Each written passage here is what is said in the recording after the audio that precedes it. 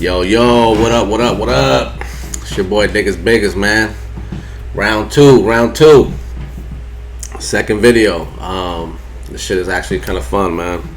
I like doing YouTube videos, for real. You know what I mean?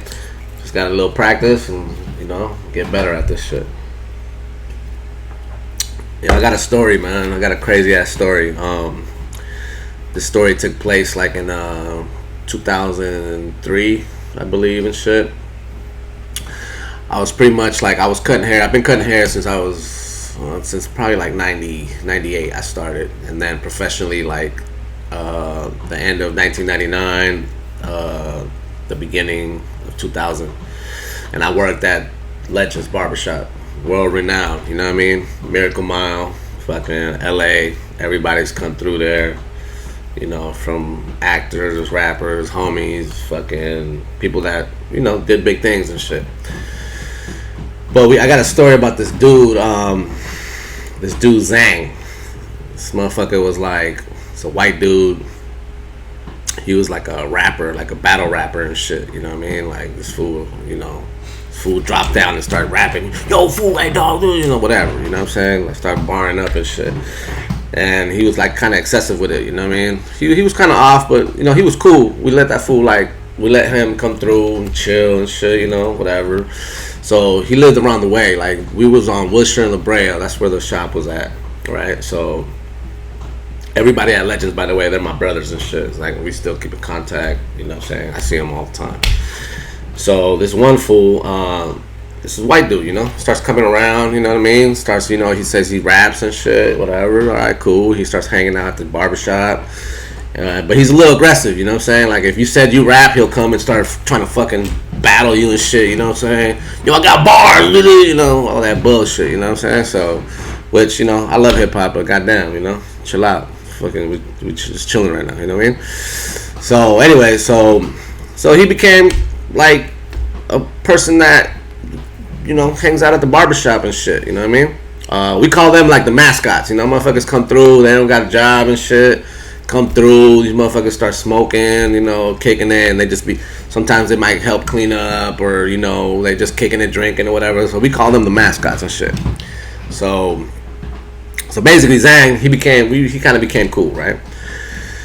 But then we had a homeboy, I'm not going to say his name, because he might not want me to say his name and shit, but he's a good homie of ours, he's a producer and shit. This fool's, he made music, you know what I'm saying?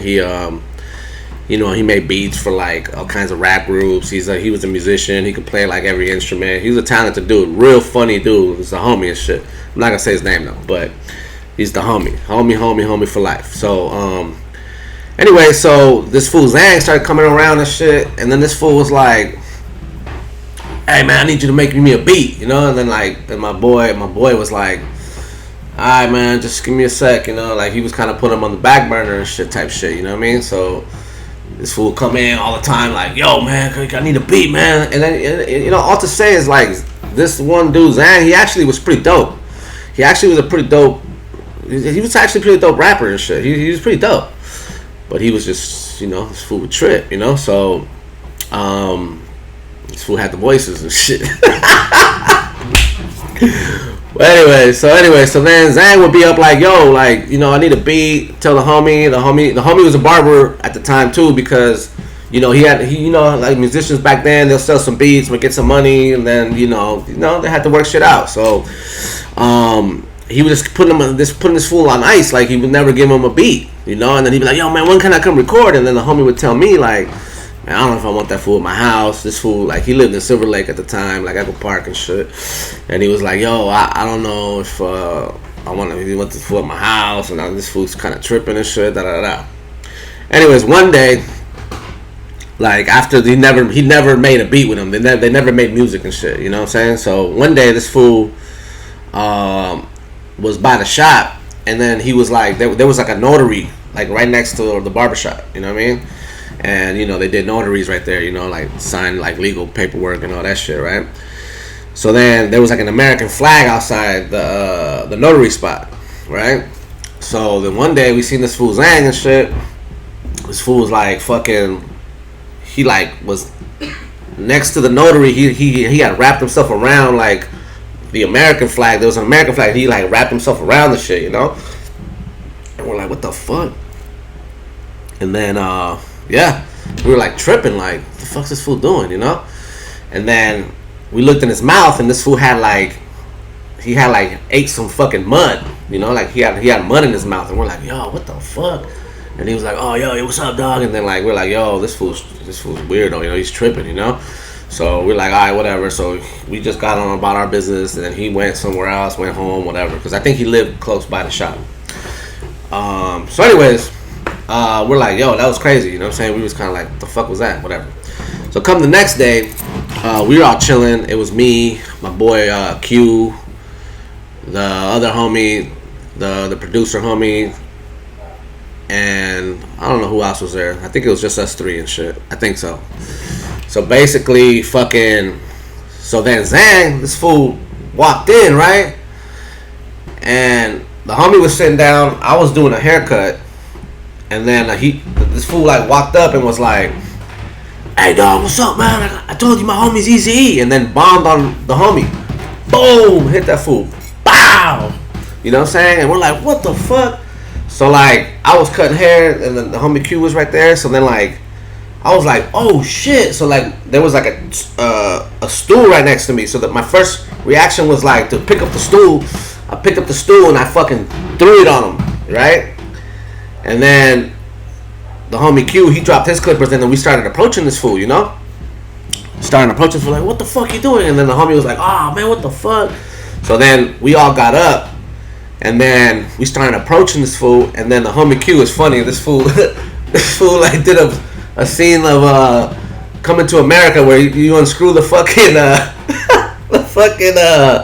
the mop fucking thing, you know what I'm saying? He fool like got the mop, he had a stick. So we approached this fool like this, and then I approached him and shit, and then he broke out a belt. This fool like took out a belt, like he was like, whoa, started swinging a belt. Then I had a belt at the time, so I fucking took my belt off, and then Q took his belt off, and then we started swinging, we started having a belt fight and shit. And like we're like, oh shit. And then so anyways, we started like gaining this like ground on him, you know, and like we was like, you know, surrounding him and shit. And then he's like, he dropped to his knees. He's like, Al, I'm sorry, man. I'm sorry. He's like, yo, what the fuck's wrong? He's like, man. He's like, I got the voices. This fool said, I got the voices. And we're like, what the fuck? What? He's like, man, I'm sorry, man. I got the voices, dog. I hear voices and shit. And we're like, man, get the fuck out the shop, dog. Get the fuck out, you know? And then we grabbed him and like threw his ass outside and shit. And then this fool ran out. And then me, Q, and the homie who got hit, you know what I'm saying? And then the homie who got hit, he's a G, so he just it's not like, no, you know, no shade on him, because that's my brother and shit, and whatever, you know, things happen and shit. But he was like, yo, what the fuck? And I'm like, man, what the fuck? I was like, we were all like, yeah, that fool got the voices, you know? This fool got the voices, and we're like, man, fuck the voices. Like the homie was like, man, I can't fuck with. He had like a New York accent and shit. So this fool was like, man, I can't fuck with the voices, dog. Fuck the voices. They were like, yeah, fuck them. So like that's where the word the voices pretty much like was birthed. So ever since then, if somebody was off or like they start tripping or they're too high or something and they start talking some weird shit, we're like, yo, man, come on, man, shut up, man, you got the voices. Or like we'd be like, yo, don't fuck with that person, you know what I'm saying? Like there's all kinds of different voices too. There's like levels to the voices, you know. Everybody got the voices a little bit, you know what I mean? But for the most part, it's like there's like the gangbang voices. A motherfucker like be like, he's just a banger and he just got the voice. Hey, homie, where you from? You know, that's the voices, you know what I'm saying? Some motherfuckers got like different kind of voices, you know what I'm saying? Like there's different ones, you know what I'm saying? There's like the fucking, you know, the I got my life together voices and shit. Like now you don't do nothing and you walking around with a fucking Bible and a tie and shit. This is all kinds of voices, you know what I'm saying? So ever since then, that word's gone pretty much. A lot of people use that word. I use it to this day, man. Like, yo, man, I can't deal with the voices, man. Like, I know I could detect the voices like a mile away, you know what I mean? So, yeah, that's the story how the voices was a birth, you know what I'm saying? Was born, you know what I'm saying? And this was 2003. All our clients use that word, you know, yo, this fool got the voices and shit, you know. So, yeah, the white fucking battle rapper attacked the homie. And that's how the Voices was birthed, man. You know what I mean? I want to give out a shout out to Goose, Q, everybody at Legends and shit, everybody at Car Barbershop. I still cut hair. I got my clothing line popping, Sheep and Wolf. You know what I'm saying? This is Sheep and Wolf. This is my artwork. And yeah, I'm just going to have fun telling these little stories and shit. Oh, you know what? To end it out, to close it out, that fool, I heard that fool Zang, he's still alive, by the way. Because he was cool. He was a cool cat. It's just that day, I think he probably was off his meds or whatever the fuck. But he was cool. I actually like Zang and shit. You know, I hope he's doing a shout out to you, Zang. Hope you're doing well. But I heard he is alive and he's a pastor now. Out of all things. Ain't that crazy? He like runs a church and shit. You know, sometimes, you know, you gotta take the voices, you gotta gravitate that voice into something else. You know what I'm saying?